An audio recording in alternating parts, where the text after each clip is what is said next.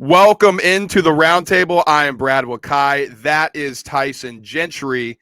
We are reacting to the Thursday night football game, another back-to-back stinker, and then giving you our picks in Money Makin Time for NFL Week 6, giving you our best bets of the weekend. But Tyson, we had a pretty good game money-wise in this one. Hey, we did all right. I mean, we were coming off of our first loss in our last 11 picks. We had a 10-0 little stretch there. It was feeling pretty good. And we ended up missing on Monday night, so we came back. We had the Brian Robinson touchdown, so we're reloaded. And we got plus money. It was plus 190 when we took it. I think it got all the way down to plus 170. We were on it a little bit before everybody else, and then once everyone started hopping on it, it got a little scary. But look, man, we're trying to run off 10 more in a row. And we just started. We give out the picks in our chalkboard. There'll be a link to that in the description. And if it's free, right? And if you think we're idiots, you can go in there and be like, "What are these kids betting?" Bet the opposite. If you don't think one of these props is going to hit, bet the under. Because right now we're kind of rolling. Yeah, absolutely. And I gave out Commanders -1 today. Got a little sweaty, but that's another winner for the kids that we had in the chalkboard. So like Tyson said, it's free to join. We got our college picks in there, MLB playoffs going, as well as the NHL season starting, which I've been dabbling a bit. I'm actually kind of winning right now on that too. Not to toot my own horn a bit, but it's been nice kind of seeing hockey come back. Then, of course, you have NBA around the corner and NCAA basketball, which Tyson and I both do pretty well on. So, if you're interested, if you like gambling, definitely get in there. And that's the last plug we'll do for now before we dive into Thursday night football. And let's just get right into it because it's the elephant in the room. And I don't think it's the elephant in the room anymore because these two games have been horrible. And we kind of knew this was going to be bad. But coming off that Colts game, which was a snoozer, and then this one, you're already falling asleep thinking about it. I mean, it was rough. And just two bad offenses and two bad teams back-to-back weeks. I don't think Amazon Prime Video is very happy about the product they've gotten the past couple. Well, that's part of the thing about Thursday Night Football is we always short week. Guys on the injury report probably aren't even going to play, and if they play, they're going to be limited. It's going to be bad football for the most part. But in years past, that's meant at least the occasional high-scoring game. We're 5 weeks into this thing, and it's just been like if you count the Rams and the Bills opening as a Thursday night game, because I guess technically, it wasn't on Amazon, but the Bills have been like the only team to look good this whole season on Thursday, and they had 3 months to prepare that game plan.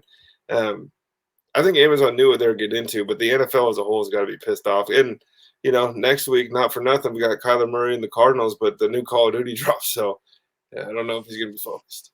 Oh boy, yeah, I didn't think about that one because I was like, well, it's not a bad matchup. Cardinals Saints, they can score, but yeah, you're right. Call of Duty's dropping, so Kyler Murray won't be looking good. So maybe potential edge there for the Saints. I don't know.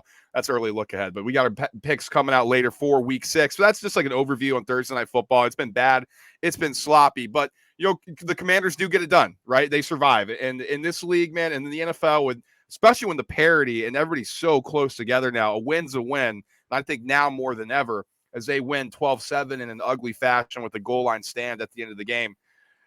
They're now 2-4. Didn't look good at all to start. I mean, let's just be honest. Nobody looked good in this game, really. I think that the bright side for the Commanders is Brian Robinson, who is going to be their number one running back before his unfortunate victim. He got shot before the season, attempted carjacking. It's such a crazy thing to think about. I'm just laughing too because when you try to explain it, and if you're not familiar with the story, it's like no fucking way. Right, it sounds something like made up. But it's crazy. He's starting right over a guy that was the NFL. Him and James Robinson were like the running back darlings of the NFL and Antonio Gibson the last couple of years. Brian Robinson gets shot twice, comes back, takes his job in 2 weeks, and he looked pretty good today. I mean, he's going to have some time to get back, right? But 17 carries, 60 yards, and a touchdown. That's not bad for the rookie coming back. And one big thing with the Commanders, I know that it's unlikely, but there was a team to make the playoffs, like the Philadelphia Eagles were 2-5, made the playoffs at 9-7. Granted, the Commanders, they got to play Philly again, Dallas again. They got the Giants who look good. It just in division. The NFC East looks a little stronger, but for as bad as they look, they're not dead, but they might be dead. Right. And obviously you're going to need better quarterback play to Carson Wentz, 12 of 22 for 99 yards, missed on throws, just couldn't get anything going, man. Just an ugly stat line and just ugly offense in general for the Commanders. 7-0 on Thursday, though. 7-0 on Thursday. That's right. And it's interesting because in all intents and purposes, I think they should have won last week, Washington, beating the Titans. And then they back it up with this. It's just such an ebb and flow of this offense, right? Like at some plays, they look absolutely explosive, and Carson Wentz looks locked in. But like you said, that's the Carson Wentz experience, right? You're going to love them some plays, you're going to absolutely hate them the others. And I think you got that on full display tonight if you're a Commanders fan. They're still waiting for Chase Young to come back. Obviously, that'll help the defensive line. But like the defense for 2 years ago, it was heralded preseason as this is going to be the best group that you can possibly put together. Like it's the Monstars. Look at everybody they got. And like if it wasn't Justin Fields on that other side, like they lose to the other 31 quarterbacks in the NFL probably.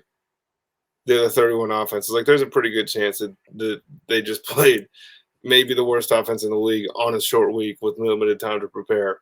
And so they were able to look a little better. Good news for Commanders fans.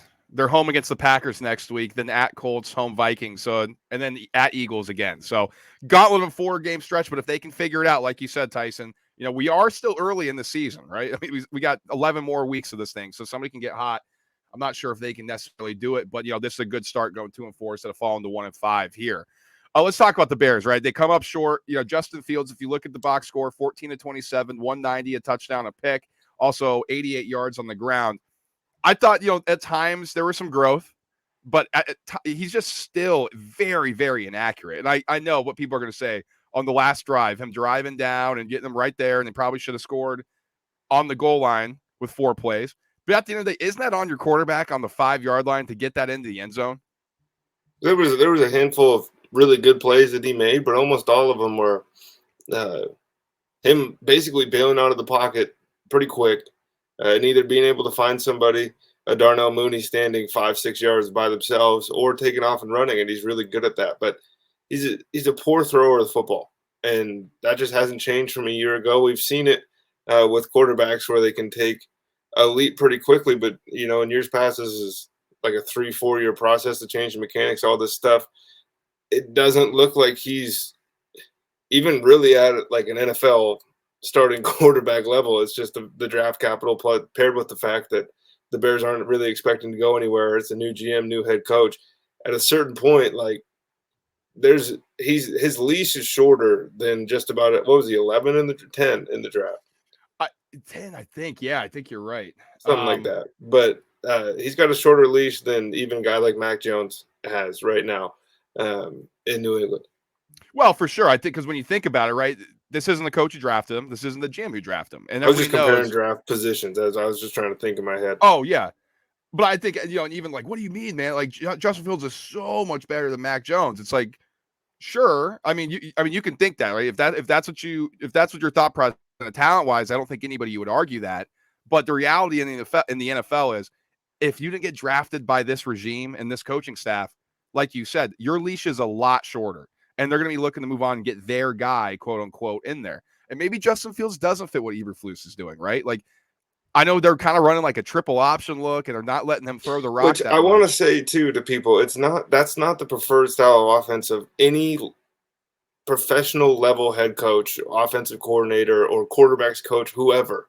Like this is they're victims of circumstance more than they're putting Justin Fields into a box. Exactly. Like they know he's not very accurate, right? They don't trust him to throw the ball like we see Josh Allen throw the ball, like we see Trevor Lawrence throw the ball, like that many times a week to have attempts. Now he finally had 27 attempts in this one, which I think is his most to date this season. So maybe a little growth. I think it was circumstances too, them being down the majority of the game. But it's got to get better for this guy, right? And I know it's still early, and I hate it when people after like 3 games are like, this guy's a bust. And I joke where I'm with some of my friends, mainly because he's an Ohio State guy. I'm like, nah, he sucks. But in all fairness, like as an actual way I look at quarterbacks, I always say about 2 years, right? I think that's the fair time to evaluate a quarterback. And we talked about this with Trevor Lawrence last week, or our last episode. Like, it kind of is getting to that point where we're kind of waiting for Trevor Lawrence to flip the switch a bit and actually prove and show us something. And I'm starting to feel the same way about Justin Fields here. He's just not very accurate. It doesn't look like he anticipates his throws very well either, Tyson. But with Trevor Lawrence, you believe there's a flip or a switch to be flipped. I'm starting to think there's not a switch anymore. But do you think Justin Fields even has the switch? Like, what is the ultimate upside? Like, watching him throw the football, it doesn't feel like watching a younger version of Lamar Jackson throw the football or a younger version of Josh Allen. You pick your mobile quarterback, whoever it is. It like he's missing throws that are, I don't want to say routine, but almost every other starting caliber quarterback in the NFL. Yeah, maybe Matt Stafford will miss one too, but then he's gonna get back, and we don't see Justin Fields get back. Although he threw a great deep ball today, he checked down a handful of times. Those things are really good. It's just he bails on the pocket very early. He's questionable with his mechanics, especially watching him. He doesn't even flip his hips. Like he's just out there like, fuck it, I can throw this thing 60 yards, and that's not going to get you very far.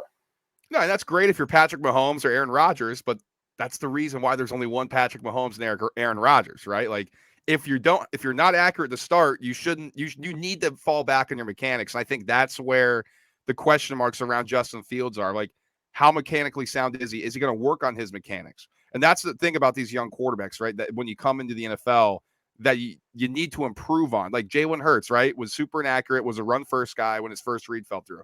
What did he do this offseason? His mechanics are great this year. He worked at it. And now this is Justin Fields' second year, knowing he's going to be the starting quarterback coming into a system where it's really his own now that Andy Dalton's gone. We haven't seen that improvement from last year to this year. Maybe it comes as we get further and further into the season, Tyson, but I think, like you're saying, you're questioning if there's that switch that he's able to flip with this guy. Well, we'll know. We'll know pretty soon. It's all on the feet. It's the same thing as it was with Trubisky and a lot of these other guys. Just watch his feet, and if he figures that out, he'll be able to play. Bears now fall to 2-4. Probably are lucky to be 2-4. I'll just put it that way. Me, very grateful they lost this game, holding a worst record in the league. We both exhaled pretty heavy at the end there. All right, that's going to do it for our Thursday night football reaction. We're just going to jump right into money making time and get into our picks for Week 6. Let's start here, Tyson.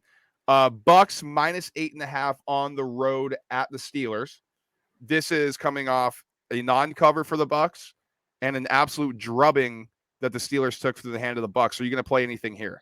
Not right now. We're recording the show immediately following the game on Thursday night. I'll probably this is a weird one to me because like the Bucks should be 8.5 points better than the Steelers all day long, 7 days a week.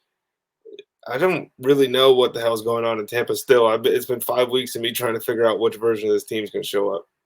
Yep, same. I think if I had to play anything, I might take the grossness with the Steelers. I don't know why. That 8.5 is a big line at home. It looks like it's going to move even to 8 on the Steelers with the juice being minus 115. We'll see there, but no official play for me on this one yet. Colts at home minus 2.5 over the Jags. Anything you're playing here? What are you thinking on this game? Is this going to be disgusting or is this going to be like a fun divisional matchup? This is going to be a fun divisional matchup, I think. I gave one out.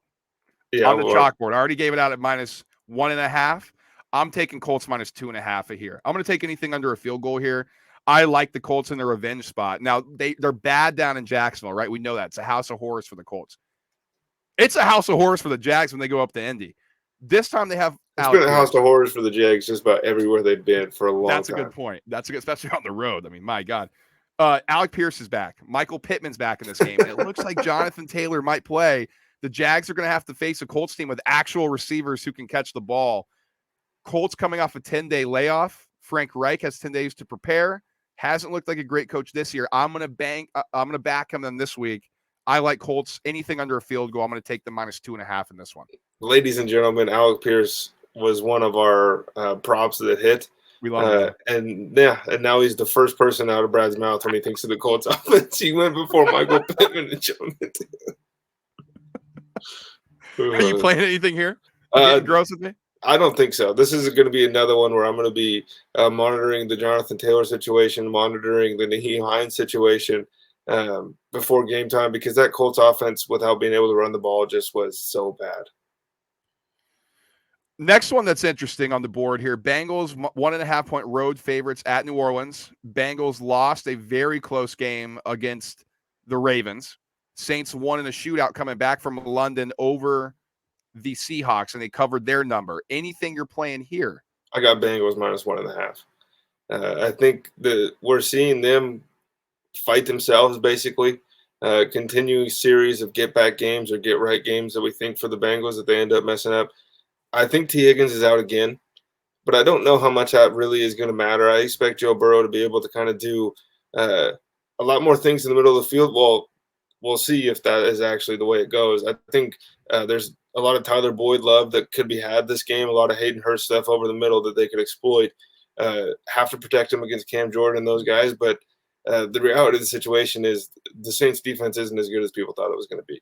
And the Bengals offense isn't as good as people thought it was going to be. I like the Bengals offense more than I like the Saints offense for sure. And I think Joe Burrow back in the Superdome, hanging out in Louisiana, there's going to be some magic. I love that. I'm with you there. Bengals -1.5, my pick as well. And basically for the same reasons that you pointed out. Now, let's not forget Lou Anarumo, the defensive coordinator for the Bengals. He's a rising star in this league.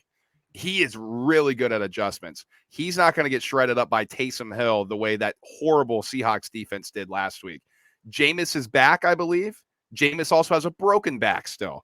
So Chris Olave, I think he's expected to miss this game with his concussion. I read today he was progressing well, so take that for what it's well. worth. Interesting. So it's only quarterbacks that can't play after concussion. Weird how that works. Right. Michael Thomas going to miss another game. Now, Alvin Kamara did look good. I do think this Bengals defense is going to be able to adjust, and they're going to put up points. I actually thought their offense looked a lot better last week, even though they didn't score a ton of points. Looked like they started to figure out that run game a bit, Tyson. The offense goes as Joe Mixon goes. When they can run and be multiple with the run and the pass option, I think Burrow's going to eat down in the Superdome as well. Jets at Packers. Jets coming off a big win over the Dolphins, getting Skylar Thompson, the third stringer. Packers in a shocking defeat over in London, coming back home, laying 7 at home. Anything you like in this one? This feels like a lot of respect for Green Bay, doesn't it? It does. Based on where these two teams are at in the season, what we just saw a week ago, you can pretty much throw the London game. I don't want to say throw it out the window, but essentially we've learned they don't really matter all that much in the grand scheme of things. It's like you still take the loss in your schedule, but it's tough to learn a lot from those games. On the flip side, I don't know how much I learned about the Jets. Zach Wilson completed 14 passes last week, and Breece Hall had 100 of the receiving yards, right? So I don't know a ton about the Jets offense as far as Zach Wilson goes, considering, they have all these new fun pieces and we haven't seen them try to open it up. I'm hoping this is a game I get to see them try to open it up. I think the Packers can score points. I'm more interested in seeing where the team totals settle as opposed to spread. Yeah, that's a good thought too. I like that. Another angle too, maybe Packers first half. They've been really good in the first halves and have allowed teams to come back in the second half on them. Case in point last week. Another angle too that we saw, Vikings got off to a really hot start coming back from London last week. Saints did as well. They gave up that Hail Mary bomb at the end. Up good amount of the first half. And it looked like the teams kind of ran out of gas in the second half, both coming back from London. So that may be an angle to play here. So I don't have anything official, but did want to point out Aaron Rodgers is really good coming off a loss against the spread if you like the Packers in this one. So that is something. He's really good most of the time. That is true. Patriots at Browns. Browns -2.5-point home favorites. This is a early lean for me. Browns -2.5. I'm going to dig into it a little bit more, but that's the way I'm looking at this. I know the Patriots just blanked the Lions, but I think that's more of you can take away more about the Detroit Lions and what we thought they might be able to be after the first couple weeks of the season, as opposed to what the Patriots could be. This feels like a Bill Belichick game where he's going to be able to kind of exploit Jacoby Brissett. But I think the Browns are talented enough to beat bad teams. We've seen that so far this season. They were a missed kick away from winning a week ago, and then this line honestly is probably a pick 'em. If K. Jork makes that field goal and they beat the Chargers last week, I think that the Browns are the better football team. They're at home. I just have to do a little bit more research on how Bill Belichick against bad quarterbacks against the spread, how that looks over time. I'm leaning Patriots with the points, getting the 2.5, but I'm waiting for this to get up to 3. As soon as it's 3, I'm grabbing Patriots +3. like you said, man. I think he's going to go Jacoby Brissett in the mistakes. It looks like they have the run game going with Ramondre Stevenson. And the Browns defense got shredded up on the ground last week against the Chargers of all teams who hate running the football. And the Patriots want to run the ball. And it looks like they found it, and that's their identity so far. And Zappe hasn't made mistakes. It's really just going to be, can they protect them against Myles Garrett? If Patriots gets up to plus 3, I'm grabbing it immediately. Vikings 3-point favorites on the road in Miami. Looks like Skylar Thompson is going to be starting for the Dolphins here. You playing anything? Vikings -3. I said that I had to wait until I got to see Miami without Tua, and turns out I got to see him without Teddy Bridgewater as well, and they weren't very good. And so it's a limited sample size. It's small, and he got thrown into the game. But watching Skylar Thompson at Kansas State, this wasn't a guy that I thought was going to come in and rip up the NFL. Minnesota looks like a good football team to this point in the season, and I just think anytime you get a 3-point line against a third-string quarterback, if it's not the Jacksonville Jaguars or the old Cleveland Browns, I'm taking it. I'm staying away. If anything, I'd be looking at some team totals. Like, 5.5's the old. That's even too scary with 5%. But I think Tyreek Hill said that he's progressing. He's going to play, which opens up that offense. And another week with McDaniel, he might be able to figure something out with his third-string quarterback to at least make them look competent. We'll see. I'm not taking anything right now in this one. Another road favorite, Ravens -6 on the road at the Giants. Like I previously mentioned, Giants coming back from London. Ravens coming off a victory at home against the Bengals. You like anything here? No, man. I've lost a handful of these to this point in the season, thinking that teams were X amount of points better than the Giants, and all that happens is the Giants end up winning the football game outright. I'm sure of it that the Ravens are a better team, and I'm also pretty sure that the Giants are going to make this closer or even end up with a W. Well, I'm going to take Ravens -6. I'm not overly confident in this one, but this is just a thought, and it's kind of more so if this is my handicap on this. It almost feels like the Ravens kind of got a monkey off their back last week, where it felt like they needed to win again, right? It felt like they needed to win and needed to win in their way, and their defense played a lot better, I thought, last week. Now you couple that with the Giants coming back from London. We don't know the sample. It's a really, really small sample size on teams coming back and not having a bye week from that trip. So I don't know too much about it. All I know is that it looked like in the second half, the teams coming back, Saints, Vikings last week, got a little run down. What do the Ravens do better than anybody? They can pound you with Lamar and J.K. Dobbins, who looks like he's starting to get healthier. I think they're going to go heavy run game. I think they're going to wear down that defense, who looks like they're going to be missing 3 of their studs. And I think they're going to be able to force Daniel Jones into some mistakes. And I understand the angle that Wink Martindale is coming back and he knows how to beat Lamar and this and that. It kind of goes the other way, though. Doesn't Lamar know how to beat that defense? Doesn't he know how to, with the soft spots? I like the Ravens here, and I think they can really stifle what's been going on there in New York. And if that's the handicap and that's the game script that you're imagining, I think it is Isaiah Likely sighting in the end zone might be something that we see this week. They've gradually, snap shares going up. Target numbers have been fairly steady on routes run, but they got him involved in the red zone last week. Clearly, I think they want to get this guy in the end zone. I like that thought. I like that thought a lot. Niners -5.5 at the Falcons. Niners coming off a victory over the Carolina Panthers. They decided to stay out east. That's been something that Shanahan's decided to do. He's actually had a lot of success doing that, staying out in the East Coast. I believe the past 8 games that he's had these trips out east, he's 7-1. So they clearly know and figured out their niche on the East Coast. Falcons coming off a cover against the Bucs, only team in the NFL to be 5-0 against the spread. Do you like anything here? This would be one that I'm going to throw a money line on the 49ers on some parlay that I have cooking. Okay. But as far as spreads go, man, this has to stop at some point with the Falcons. But they're just able to play with everybody. Like, it's almost the old adage, like, oh, you play to the level of your competition. We talk about that when good teams play bad ones and look like shit. We don't talk about that when bad ones play good ones and look competent. Because when the Falcons are going to play bad teams, and they're still going to be close games.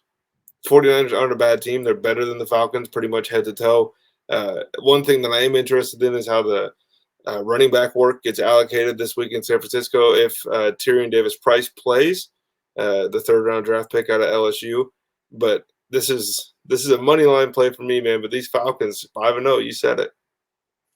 Money line for the Niners minus 235. So, put another minus 200 in there. You got a nice even money bet. So, who do you like? Maybe Ravens minus 255. You like them to win. That's something right there. You get roughly even money on that. I'm not doing anything. I don't want to play this one. Like you said, it has to stop at some point, but Niners defense is banged up, man. They just got banged up. So I'm going to pass on this one. Panthers, Matt Rule fired. Defensive coordinator fired. Baker Mayfield, high ankle sprain. We're going to see PJ Walker in this one. And against the Rams team, who is really, really licking their wounds, just have not looked good so far this year. Are you taking anything on this gross one? Look, man, like you mentioned, the Rams have not been the defending Super Bowl champs that we thought we were going to see. The offense looks pretty much, if they can't throw to Cooper Kupp, they can't do anything. He's banged up. We'll see his designation later in the week. He's going to play. We'll see how much. It's PJ Walker with Ben McAdoo calling the plays. I got to go Rams minus 10. I don't like going double-digit spreads, but this Panthers team isn't good. It's just not. And this is a perfect spot for the Rams, banged up or not. The defense is too good to let Ben McAdoo and PJ Walker, I think, march down the field. I'm with you. Rams minus 10. And it's super square of us to take this. But sometimes square bets win, and it's really that handicap. Now they got to come back. They got to come west, right? They got to make that cross-country trip. And maybe the elephant in the room's gone. Matt Rule's finally fired. It's not so awkward anymore. But Steve Wilkes was 2-14 as a head coach. He's hard to lose, people. Walker. And I know Baker Mayfield's been bad, like historically bad. But come on, the Rams need this, and they need a get-right spot. I think they get it here, and I think they really try to put one on the Panthers in this situation. Does Allen Robinson get more or less than 5 targets? More, because I think, like you said, with Cooper Kupp's injury, I think that's more times that Stafford's going to have to throw to Allen Robinson in practice. Maybe start building that rapport. I don't know. He's throwing it to Skoranek and Higbee, and you know that. Probably. Cardinals minus 2.5-point road favorites at Seattle. Very, very interesting line on this one. How can that be? Seahawks offense, best in the league. Their defense, very interesting here. I think when you look at it, does this entice you one way or the other? The over at 50.5 points entices me. Okay. That's a play that I'm gonna have this weekend. Inevitably, this will be the first time the Seahawks offense looks like trash in a couple weeks. I'm a Kenneth Walker believer. I don't think they're going to miss much as far as him versus Rashad Penny or Ken Walker. Sorry. I think Geno Smith's been really good. I think the Cardinals offense is kind of starting to click a little bit more. At the end of the Eagles game, that second half, they certainly were able to do pretty much whatever they wanted. James Conner's probably going to be out, but this is why we have Eno Benjamin and all these other guys. Keontae Ingram is a name to watch, had a phenomenal college career. He's just kind of been sitting on the practice squad. We'll see if he gets a call up. But to me, these are two offenses and two defenses that are just kind of along for the ride a lot of the time. I'm not taking anything here. If anything, it would be the over. I may look at a team total or an end game team total or a second half for the Cardinals, who really crank it up in the second half. So that might be an angle here, but nothing on the spread for me and nothing officially on the over-under itself. Bills minus 2.5 at the Chiefs. This is the game of the week. I mean, this is a huge, huge game. Rematch spot for the Bills, coming off a thrashing of the Steelers. Kind of able to take their foot off the gas in the second half.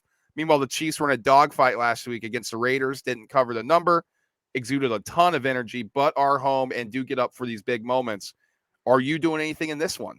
I'm going Chiefs money line because the odds are better. That's the reason. I think they're going to win the football game. First of all, Patrick Mahomes, to me, has looked just about as locked in as he's ever been these last 2 weeks as far as his energy on the field. You mentioned getting up for the big games. I think he's been up. Since they traded Tyreek Hill, I think Patrick Mahomes has been locked in. This is obviously a game to decide. Essentially, we're getting a preview of the two best teams in the AFC, and we get it in Week 6. I think Andy Reid's going to have something for that Buffalo Bills defense. And to be honest with you, I trust Patrick Mahomes more in these games that I trust Josh Allen at this point. Let's talk about square. I'm going to go over 53.5, and I need it at that number. If it goes 54, I don't want to push on that. But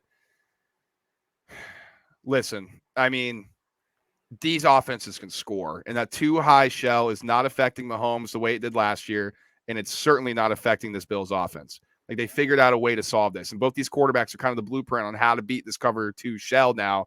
That's really making these games low scoring. So, yes, Spagnuolo can throw the blitzes at Josh Allen. He's got rapport with everybody on that offense. And if they want to sit back, they can run the football all of a sudden. Like, they can punish you in different ways, this Bills team.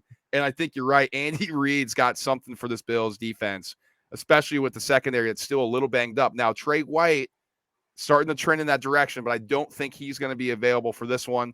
And they still have 2 rookie corners, the Bills do, in their secondary. So I like over 53.5 in this one. I'm actually locking that in immediately so I can get the best number whenever you're watching. I'm going to tell you, if it's 54.5 above, don't take it. 54 down, sure. I'll say 54 and down. I'd advise to take that one. Main event for us, Tyson, Sunday Night Football. Cowboys at Eagles. Eagles 6.5-point favorites at home. Jeez. Cooper Rush is starting for the Cowboys. Goodness, man. I mean, first of all, just beyond excited for the game. We're both Eagles fans. I was saying that I was nervous, and Brad said there's nothing to worry about, which makes me even more nervous for how this game is going to go. But one thing I will say, right, is Dallas' defense has been awesome. I think Philadelphia is going to run the ball at Micah Parsons a lot and try to take away basically a lot of what he does well. Take away the speed, take away the ability to rush the passer, and then it's you versus Landon Dickerson, big boy. Like, let's go. I think that'll be a fun one to watch. Player prop that I'm waiting to see come out. Daniel Jones just ran for like 80 yards last week on Dallas Cowboys. I think that Philadelphia will scheme things for Jalen Hurts, and they're going to be going at DeMarcus Lawrence a lot because that's a matchup to watch. Him and Lane Johnson always is a great battle, mainly because Lane handles him pretty well every season, so that's been nice. But this is one that I have a feeling the Cowboys are going to cover, my man. Well, I just think 6.5 is generous. It is, but play of the week, Eagles -6.5. I love this one. I actually, you know, it's funny. My past 3 weeks, the play of the weeks, the Eagles have been involved. Eagles over the Jags, Cardinals +5.5 against the Eagles. Now Eagles -6.5. Play of the week. Listen, how have the Cowboys dominated? They get after the passer. They've bullied bad offensive lines. They bullied the Giants battle line. They bullied the Rams battle line. They bullied the Bengals battle line. That's been the Cooper Rush story. They haven't asked him to do anything because he hasn't needed to do anything. The Eagles don't have a battle line. They have a top 3 unit in the NFL. Jalen Hurts is going to be protected, and he's mobile. If Mailata is out, right, at left tackle, if Isaac Seumalo was hurt at left guard, both those guys, there's a real possibility they miss the game, and that's what's scary. Is if it's Sua Opeta out there, then we have a different discussion on beating up bad O-lines because it's Micah Parsons banged up as well, though. He's got a groin injury. Yeah, so that negates a little bit of that. I know he is. He is an absolute freak. But listen, this defense too, the Eagles, I think they're going to get it. Cooper Rush is going to be able to sit back there. They're going to be able to stop the run. What does Jonathan Gannon do, man? He's going to blitz. And he kills bad quarterbacks. He's going to blitz. I love the Eagles in this spot on Sunday Night Football. They're fired up. They're ready for this one. They won last week. They're feeling still good, still undefeated. They're ready to roll. Eagles -6.5, my play of the week. Now, Tyson, the Broncos are ready to serenade us with some more football on prime time, baby. They go into LA, Chargers -4.5. You taking anything in this one? Yeah, NyQuil, dude. I'm asleep at half. Oh, like what the fuck? We gotta watch this offense again 4 times in 6 weeks. They're the only show in town. Like what is this? Yeah, we don't get the option to flex games out of, like NBC doesn't get the option to flex this game like they would in week 14. And so now ESPN's stuck with this thing on Monday night again, when I'm sure they'd rather have Bills Chiefs, right? I mean, that if that's the competition, that's the one they want. As far as this goes, it's Brandon Staley. If he fucks this up,